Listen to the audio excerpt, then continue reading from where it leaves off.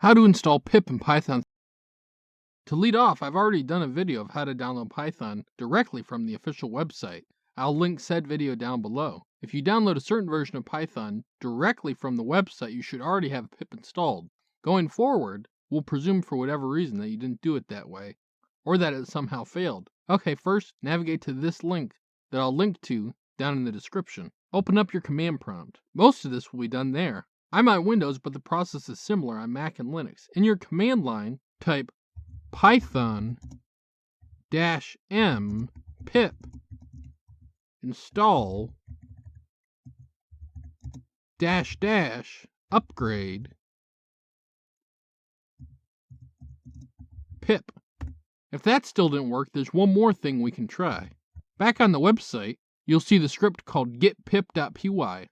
Right-click on it and choose Save Link As. Then, just save.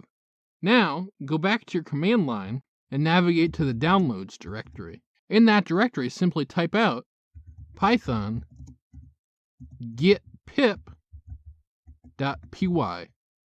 Then hit enter.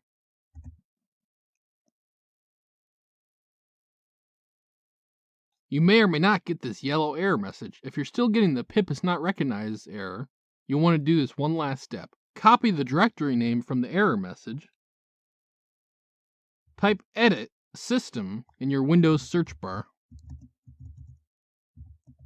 and open up the edit system environment variables control panel. Click on environment variables.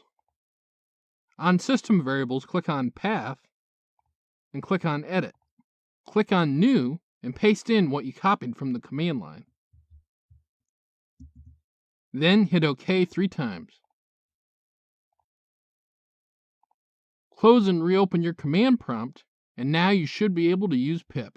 If it's still not working, then I've run out of things to recommend. This has been Jakubication. Like and subscribe to learn more.